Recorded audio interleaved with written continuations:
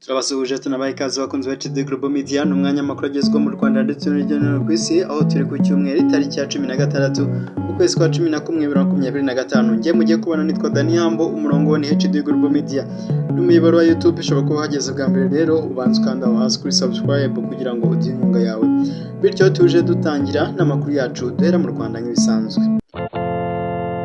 HD Global Media. Tubabwire ko Depite Mazimpaka yasabye ko abakora ibizamini by'akazi bajya batanga amafaranga yo kwiyandikisha. Ingingo y'abasaba akazi ari benshi kakabona mbarwa mu Rwanda ni imwe mu zikomeje kuvugwaho cyane. Byasembuwe na raporo ya Komisiyo y'Igihugu ishinzwe abakozi ba leta y'ibikorwa bya 2024-2025 yagaragaje ko mu Rwanda abantu miliyoni 1,111,040 basabye akazi bakabonwa n'abantu 3,134 gusa. Uretse ibyo, urebye muri iyi raporo urabona ko leta ihomba akayabo bishingiye mu gutegurira abantu benshi ibizamini, ariko abajya kubikora bakaba mbarwa. Nk'ubu abantu miliyoni 1,111 ndetse na 40 basabye akazi, haturanyijwe abantu 673,416 mu gihe bakoze ibizamini ari 106,360 bangana na 15.8%. Bivuze ko abo barenga 673 bagombaga gutegurirwa imyanya ariko ntibaza. Ubwo Komisiyo y'Igihugu ishinzwe abakozi ba leta yagezaga ku nteko ishinga amategeko raporo y'ibikorwa bya 2024-2025, Depite Mazimpaka Jean Claude yagaragaje ko leta ihomba akayabo bigizwemo uruhare n'abatajya gukora ibizamini kandi byatanzweho menshi. Depite Mazimpaka yasabye iyi komisiyo ko ikwiriye kureba uburyo abemererwa gukora ibizamini by'akazi bajya bacibwa amafaranga runaka yo kwiyandikisha kugira ngo bajye bita ku bintu.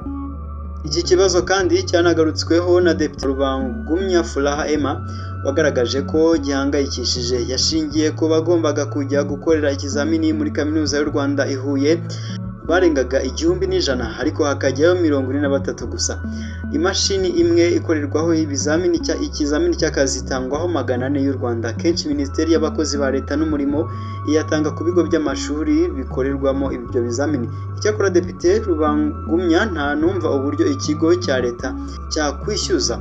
Depite Mazimpaka yavuze ko nk'uko abajya gukora ibizamini by'imodoka hari amafaranga batanga, n'abajya gukora iby'akazi byakagenze gutyo. Perezida w'agateganyo w'inama y'abakomiseri muri Komisiyo y'Igihugu ishinzwe abakozi ba leta Sebagabo Muhire Bernard yavuze ko mu bijyanye no gushaka abakozi kuba leta yatanga amafaranga menshi ariko igihugu kikabona abakandida beza ntacyo bitwaye. Yashimangiye ko icyiza ari ugutanga amahirwe ku bantu benshi bakabona uko bakora ibizamini, kuko ngo icyo giciro gishobora kubabuza kugera ku mukozi mwiza udafite ubushobozi bwo kwishyura. Mu bantu miliyoni 1,111,040 basabye akazi, abagabo bari 726,973 mu gihe abagore bari 384,067. Mu bitabiriye amapiganwa harimo abagabo 70,961 mu gihe abagore ari 35,399. Abagabo batsinze amapiganwa ni 6,204 mu gihe abagore ari 2,579. Abagabo bashyizwe mu myanya bangana n'2,020, abagore ni 1,114. Naho kandi umunyemari ariko Dangote ari mu Rwanda. Ni umunyemari wo muri Nigeria ariko Dangote iri mu Rwanda, aho yitabiriye umwiherero uzwi nka African Renaissance Retreat uhuza abashoramari n'abanyepolitiki bakomeye muri Afurika. African Renaissance Retreat yatangijwe ku bufatanye na Perezida Paul Kagame na Aliko Dangote, ihuza abo mu nzego zitandukanye zaba iz'ubucuruzi, politike, abafata ibyemezo n'abandi bahanga batandukanye. Uyu mwiherero uri kuba ku nshuro ya kabiri, watangiye ku wa 14 kugeza ku wa 16 Ugushyingo 2025 muri Pinnacle Hotel. Ni umwiherero ugamije kurebera hamwe uko amateka mabi ya Afurika yahinduka binyuze mu kwitekerezaho, gufatanya no gushyira imbere ibitekerezo bifatika bishingiye ku hazaza h'uyu mugabane hagomba kugirwamo uruhare n'Abanyafurika ubwabo. Umwiherero w'uyu mwaka wibanze ku biganiro bifite intego n'ibikorwa bifatika bigamije gukemura ibibazo by'ingenzi Afurika ihanganye nabyo muri iki gihe. birimo ibibangamira gahunda y'iterambere rirambye, ibijyanye n'ishoramari, ihangwa ry'ibishya n'ubukungu budaheza. Ku munsi wo gutangiza ibikorwa ariko Dangote yagejeje ijambo ry'ikaze ku bitabiriye, aho yavuze ko ngo bakeneye abayobozi bafite intego, niba batabagize nta kintu na kimwe ngo baba bagiye kubaka. Habaye kandi ibiganiro bitandukanye birimo nk'icyahuje Ellen Johnson Sirleaf wayoboye Liberia kuva 2006 kugeza 2018 na Olusegun Obasanjo wayoboye Nigeria kuva mu 1976 kugeza mu 1979 no kuva mu 1999 kugeza muri 2007. Ku munsi wa kabiri umuyobozi mukuru w'urwego rw'igihugu rushinzwe iterambere RDB Jean Guy Afrique yagejeje ku bitabiriye uburyo u Rwanda rukomeje kwiteza imbere mu nzego zinyuranye.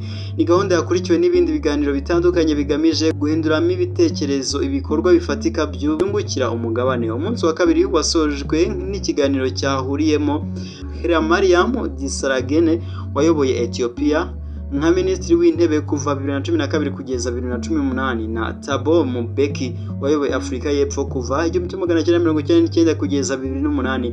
Dr James Mwangi uyobora Equity Bank Group nawe witabiriye uyu mwiherero yavuze ko ngo mu gihe badashoye mu mirimo itanditse ngo bayigire iyanditse ngo bizagira ikibazo.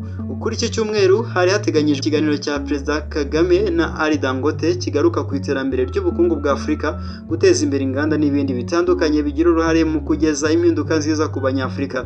Muri Nyakanga 2025 ubwo bombi bahuriraga mu gikorwa cyo gutaha inyubako yagenewe ibikorwa by'imyidagaduro n'imikino izwi nka Zaria Court.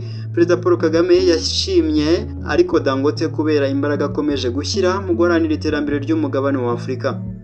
Yakomeje avuga ko kimwe mu byo ashima ari igitekerezo cya African Renaissance cyangwa African Renaissance cyongerewe imbaraga n'uyu mukire agamije guharanira iterambere rya Afurika.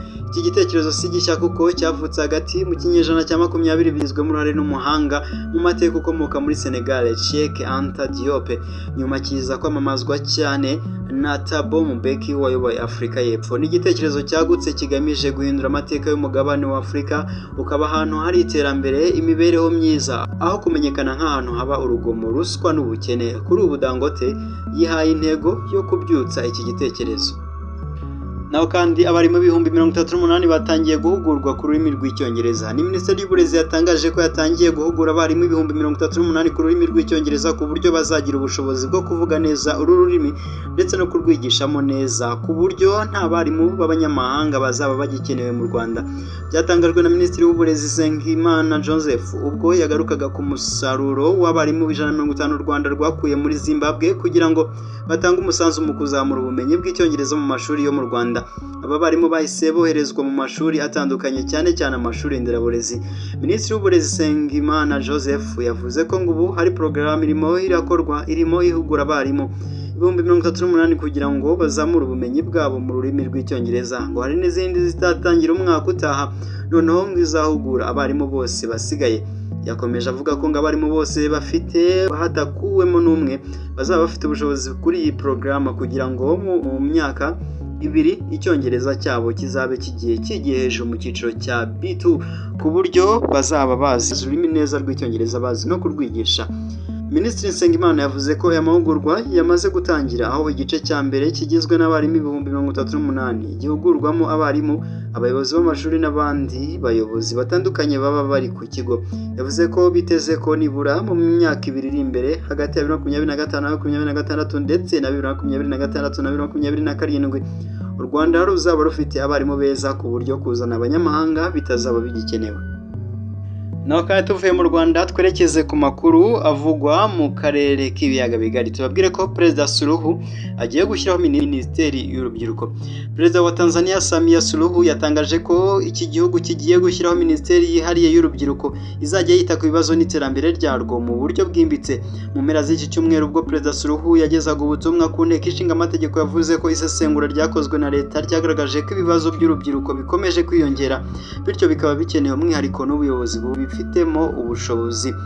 Iyi minisiteri izaba ifite inshingano zo kuzamura ubushobozi bw'urubyiruko, kurufasha kubona amahirwe mu bucuruzi, ikoranabuhanga, siporo, uburezi n'ibindi. Amakuru arambuye kwishyirwa mu bikorwa rya minisiteri nshya harimo ingengo y'imari n'uburyo izakoramo. azatangazwa mu byumweru bibiri biri imbere. Ubusanzwe ibijyanye n'urubyiruko byabarizwaga mu biro bya Minisitiri w'Intebe mu ishami rishinzwe umurimo, urubyiruko n'abafite ubumuga. Perezida Suluhu yavuze kandi ko uretse minisiteri nshya mu biro bya perezida hazashyirwaho abajyanama bihariye bazajya batanga inama ku bibazo n'amahirwe y'urubyiruko mu gihugu.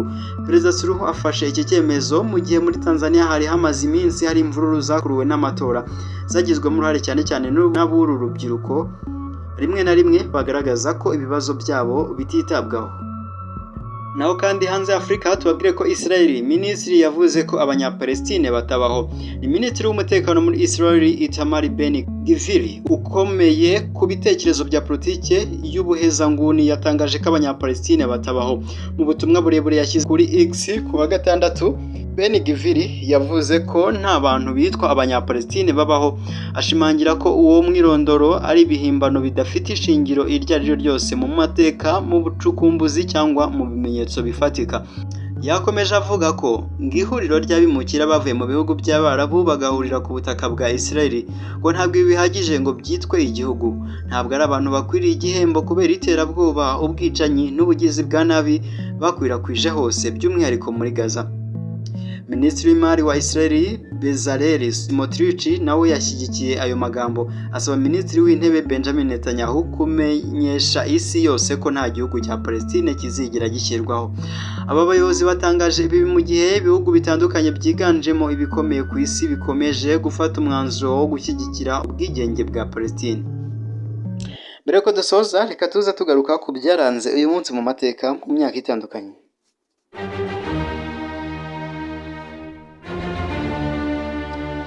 Kwa 16 Ugushyingo 2025 ni umunsi wa 320 mu minsi igize umwaka, bivuze ko hasigaye iminsi 45 gusa ngo uyu mwaka ugere ku musozo. Ni umunsi mpuzamahanga wahariwe kugira imbabazi.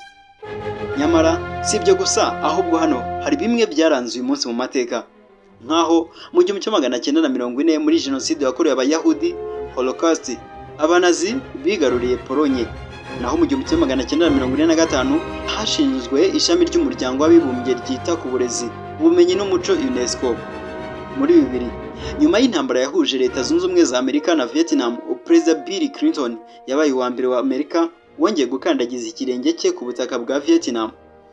2022 NASA yatangije ku mugaragaro umushinga ugamije kuzageza umushakashatsi w'umugore wa mbere ku kwezi hamwe n'umugabo w'umwirabura, nyuma y'uko bwa mbere hagiyeyo Neil Armstrong na Edwin Aldrin Buzz bahakandagiye kwa 20 Nyakanga 1969.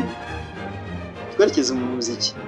Mu muziki twavuga nka itsinda rya The Beatles ryaciye agahigo ko kugira alubumu 3 zose zikunzwe kurusha izindi mu gihe cy'umwaka umwe mu ruhererekane rw'izo bari bise Anthology 1, 2 and 3, aho byabaye mu 1996. Naho kandi abavutse kuri uyu munsi twavuga nk'uwavutse 1904 nta wundi ni Nnamdi Azikiwe wabaye perezida wa mbere wa Nigeria. Naho 1955 Guillermo Lasso wayoboye Equateur nawe niho yavutse. Nanone kandi havutse mu 1997 Bruno Guimaraes n'umunyabrazil ukinira Newcastle mu Bwongereza. Kubapfuye umunsi reka tuvuge uwitwa Milton Friedman, ni umunyamerika w'impuguke mu bukungu wanabiherewe igihembo cyitiriwe Nobel. Uyu yapfuye kuri iyi tariki 16 z'ukwezi kwa 11 mu mwaka wa 2006. Nuko amakuru yacu tuyasoje none, reka tubashimire nge mwabanye nitwa Daniambo, tubarari cyane makuru aza kubagezweho, tubabwira ati ciao ciao, Imana ibahere. HD Global Media.